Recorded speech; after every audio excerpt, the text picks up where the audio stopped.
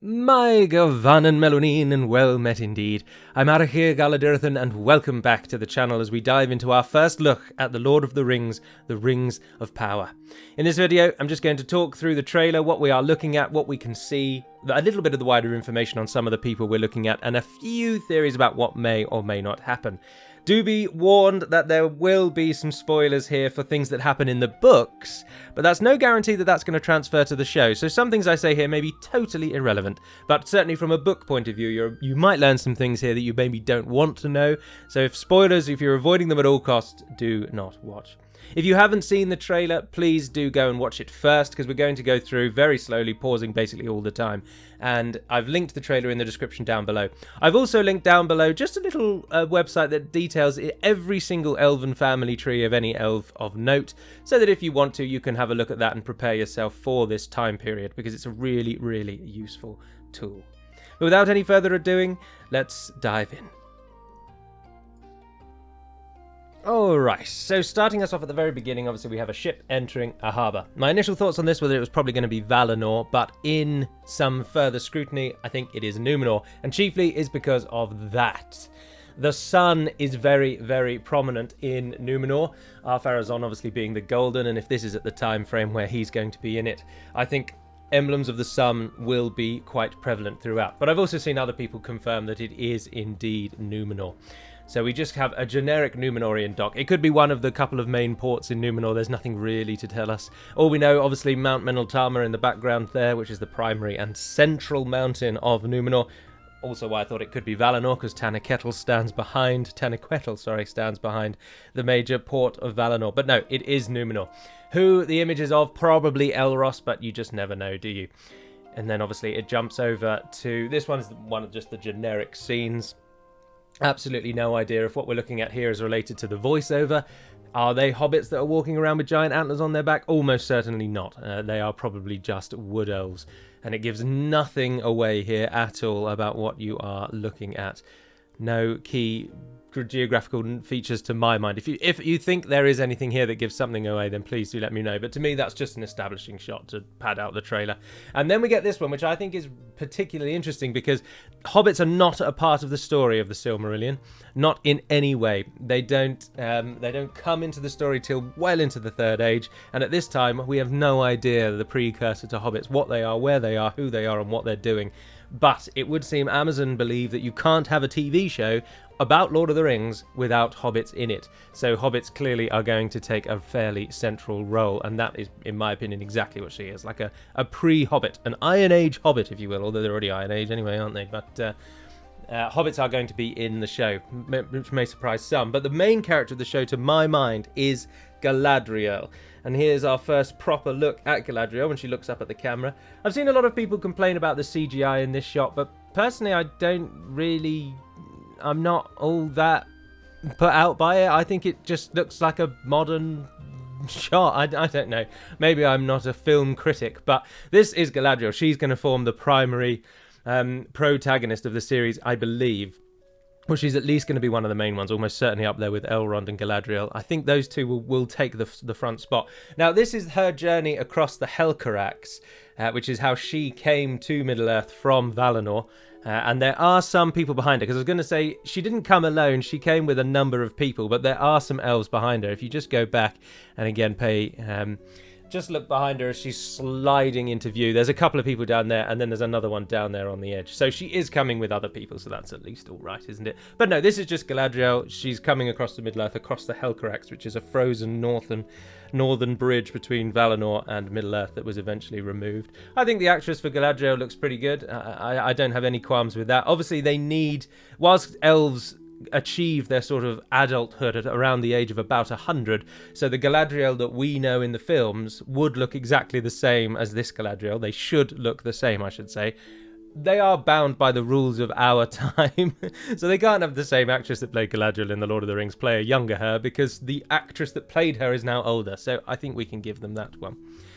This scene I've racked my brains on, and I'm not really certain who I think that is or what I think that is.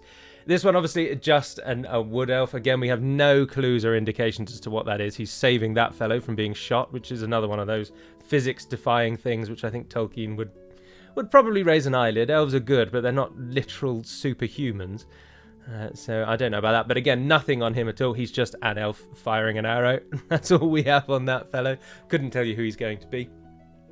The Meteor, I've racked my brains about the Meteor as well, and that, I believe, is an Amazon invention. There's nothing in the story where a meteor gives the foretelling of anything or shadows anything.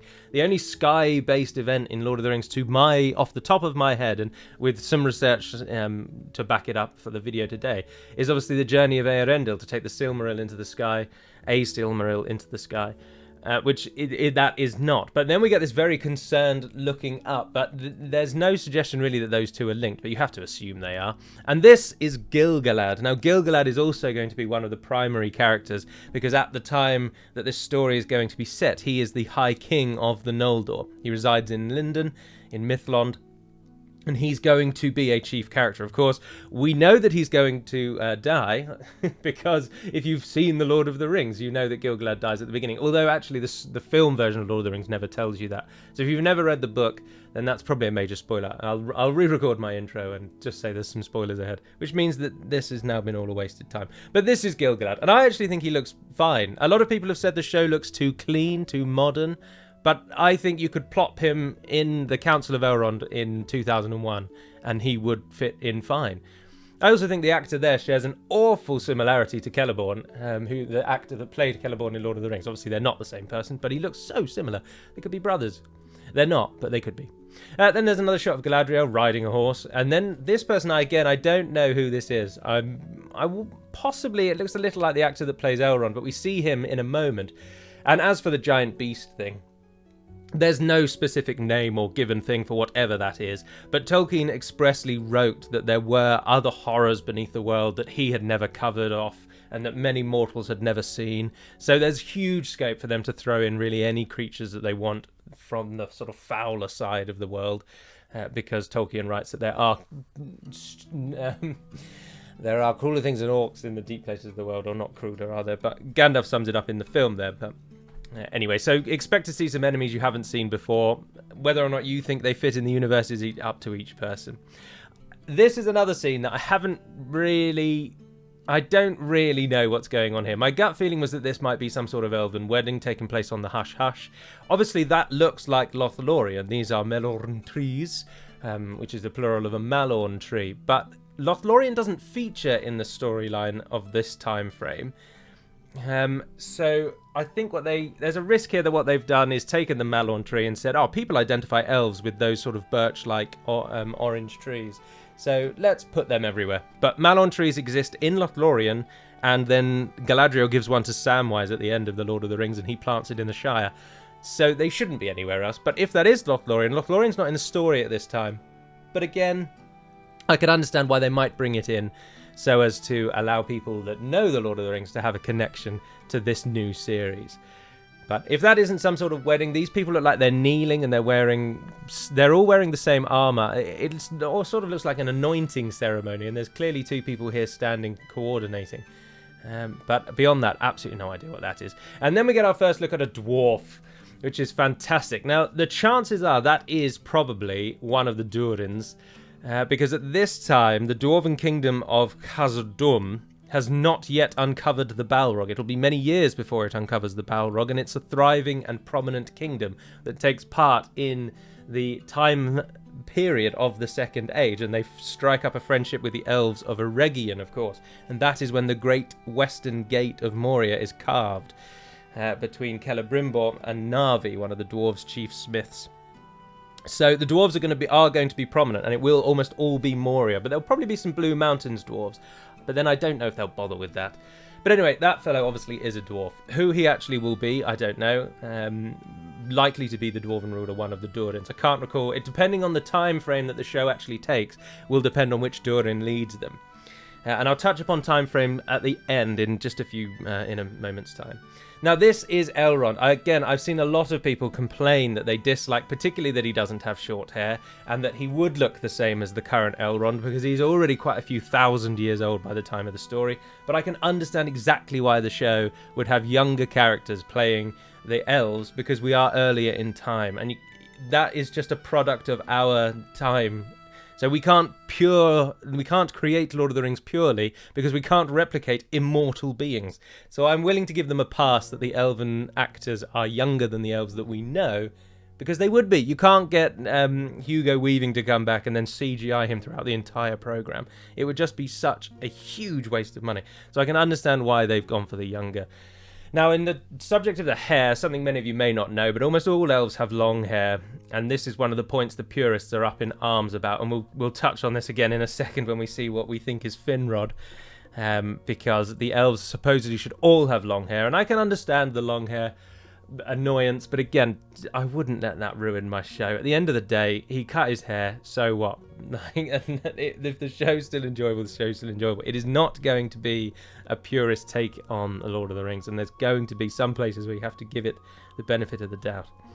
This is another such place, and this one, though, I can get behind. It was such a unique opportunity for the Lord of the Rings show to give itself a unique identity in the fantasy setting, and that is that Tolkien describes female dwarves as all having beards. This lady has been attributed as a female dwarf. She's going to be either a queen or something, and obviously she doesn't have a beard. And I think it is a huge missed opportunity. This is a fantasy setting. We're not trying to make dwarven role models. At the end of the day, she lives in a fantasy realm. You're not going to have kids saying, oh, I really wish I was that lady. Shame she had a beard. I can't dress up as her now. It would have given the show a really unique feature that we've just not seen anywhere else, by taking the chance of having their female actresses not look the ideal of what we in our society would consider ideal. So this is just clearly a human woman who's going to be playing a dwarf, and that's what everyone's going to see, whereas they could have given her a beard. I'm not annoyed from a purist standpoint. Again, as I've said, I'm not coming at that from a purist standpoint. I'm annoyed at that they missed an opportunity to make something truly unique, and would even separate them from The Lord of the Rings, because there aren't any shots of female dwarves in Lord of the Rings other than a brief look at a drawing that Gimli has, I think, possibly in The Hobbit. But anyway, it would have given them a really unique opportunity to show something that up until now we've never really delved into. And they've blown it. They've lost that uniqueness. Then we have a shot of someone looking distressed, possibly on water.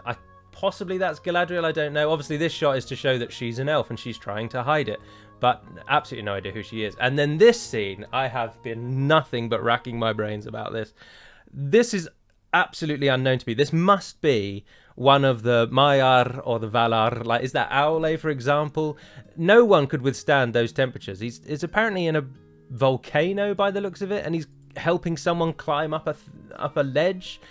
The only way, my head can only think that is either Sauron, Aule, maybe a dwarf, but even then that's a real stretch, or possibly Celebrimbor. But again, anyone in this situation would be burning alive. But I think it's a dwarf from the beard that we saw a moment ago. So if we pop back, they're fairly bearded. Elves very famously don't have beards, and again, the show does seem to have at least kept with that. Elves only grow beards if they go through great stress or they live for incredibly long time.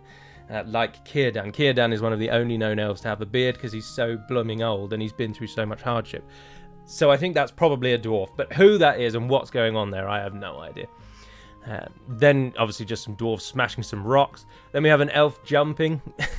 You didn't expect this to be such an in-depth video, did you? He's chained though, so I assume he's a prisoner of war and he's fighting back. And then this scene, really the last one to touch on. The internet is of the belief that this is Finrod. Now Galadriel, you may or may not know, has 3 brothers: Finrod, Eognor and Angrod. All 3 of them die in the First Age. So Angrod and Eognor die at the Dagor Bragollach, the Battle of Sudden Flame. They are quite literally burnt alive on the field. Finrod is saved in that battle by Barahir, and he gives him his ring in appreciation, and then that ring passes down, and that's the ring that Aragorn wears in the film that allows Grima to identify him. He says he bore a strange ring. Serpents with emerald eyes. That ring. Anyway, that's the ring of Barahir, and Finrod gives it to Barahir when he's saved. Finrod then later fights against Sauron in one of Tolkien's more outlandish and obscure references. He has a battle with him through song. and they each sing. I don't know how they're going to represent that on screen, and they won't. It will probably just be a sword fighting duel. But anyway, Finrod is then killed by werewolves in Sauron's fortress. So I think they're going to go with the angle that Galadriel has a personal vendetta against Sauron because Sauron killed her brother. But it's not guaranteed yet that that's Finrod, but these are very clearly orcs. You can see from this fella's face down here, and these, obviously he's got the pointed ears of an elf, and they're all wearing golden armor, and generally speaking everything fantasy-esque usually makes elves wear golden armor. The only other golden armor wielding warriors are the Númenóreans, who I put up an image of them at the beginning, and that's what that was. But anyway, people think this is Finrod, so we're likely to get a flashback of him dying and one or maybe many of the battles of the First Age to give Galadriel a more personal experience. Who knows? We do not know anything for certain yet. People again are annoyed that he has short hair. And then lastly we have this shot of a large hand being held by a smaller hand. One seems feminine in design and the other male in design, but who knows what that is. The last point that I wanted to touch on, which is not in the trailer, and may just answer some of the questions that many of you have had if you've looked into this at all, is that one of the biggest changes from the story, and something that lots of people are going to hate, is that this series condenses basically the Second Age's history into the lifespan of a single human. And a lot of people are going to dislike that. So it's difficult to say if these events are going to be in the past. Finrod dying, is that going to be a flashback, or are they actually going to condense the First and Second Ages into an 80-year period and have it all happen at once? We're not sure yet, but we do know that they're condensing thousands of years into in essence, a 200-year lifespan. Because remember, Númenóreans live for longer, and the Númenóreans are the main protagonists. I think Isildur, Elrond, and Galadriel are going to be the three main characters, and indeed, all three of those are have been named on IMDb, and they're in all of the first episodes of the show. So that is the trailer. Personally, I think, if I can touch on some personal thought, I think the trailer looks absolutely fine. I'm excited by it. I'm not overly fussed. I'm already fully accepting that this is not going to be a purist's dream, and Tolkien's works will not be read to the letter of the law. But I, for one, am just excited to see another spectacle in that world. I think it will be at least an enjoyable show. But that will very much depend on the writers and the direction, which we won't know till it comes out. But hopefully this has told you something you didn't know about the trailer. It's given you some food for thought on what things might be. And hopefully you may have learned something or two. If you have any thoughts of your own about what you might have seen, please do let me know down below. I'd love to hear your theories as well. And until we speak again, dear friends, na bhair na den perimad melunin, and farewell.